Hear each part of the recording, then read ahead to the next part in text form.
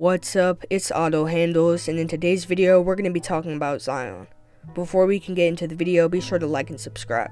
Let's begin. Zion Williamson's journey from high school phenom to NBA All-Star has been marked by soaring highs and some really low lows. The New Orleans Pelicans' choice to draft him first overall in 2019 seemed almost preordained. After all, Williamson's athleticism, power, and flair reminded a lot of people about LeBron James. With highlight reel dunks, coast-to-coast dominance, and a Duke season that left fans in awe, he was the ultimate NBA prospect. But since entering the league, his career has struggled to meet those monumental expectations. Injuries, limitations in his skill set, and the unique challenge of building a team around him have left fans wondering if his ceiling may not be as high as once anticipated. The first challenge for the Pelicans is fitting Zion's style into a modern NBA system. The game today prioritizes three-point shooting, switchable defense, and spacing. Williamson at 6'6" is an undersized power forward. His best strengths are scoring near the rim and playing in transition, where he's an elite force, but he lacks a reliable jump shot, complicating his fit in modern offenses that demand floor spacing. Teams can crowd the paint to reduce his effectiveness, and this has been evident in his recent seasons. Unlike a guy like Giannis, who's similar in athleticism and finishing, but has a massive height advantage in defensive prowess, Zion struggles to anchor a defense or dominate rebounds though. His lack of perimeter shooting, combined with his size limitations, means he needs a very specific set of teammates to unlock his potential. Adding to the complex situation, the Pelicans have tried to play him at center, but his height and defensive limitations make this unsustainable. A 6'6" center is a rarity unless they have an exceptional defensive skill set like someone like Draymond Green. Zion, despite his high vertical leap, lacks the consistent defensive instincts and shooting to excel at center. He needs a larger, versatile center who can shoot, defend, rebound, and act as a lob threat, a nearly impossible player to find. Beyond his fit within the team, Zion's injury history is another concern that can't be ignored. From his rookie year, he's dealt with knee and foot injuries that have repeatedly sidelined him, resulting in only 29 games played last season. And these lingering injuries can be attributed to the excessive weight he's carrying around. He looks more like an NFL D lineman than a basketball player, and he's paying for it. When he does play though, Zion is an offensive powerhouse, scoring with remarkable efficiency around the basket and applying relentless rim pressure. But his playing style is taxing on his body, and his high weight really puts some strain on his knees and feet.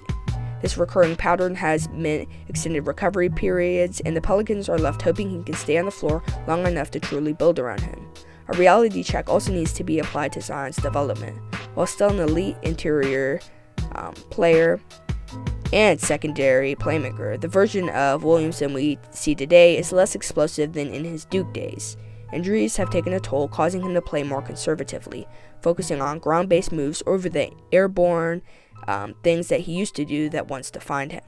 His offensive skill set, while still effective, lacks the versatility needed for a superstar. So far this season, nearly all of his shots are within 10 feet, limiting his offensive unpredictability. This pattern highlights the gaps in his development, especially his perimeter game, making it easier for defenses to contain him. Despite these challenges, Zion remains a valuable player. His skill near the basket, improved passing, and help-side defense are significant assets.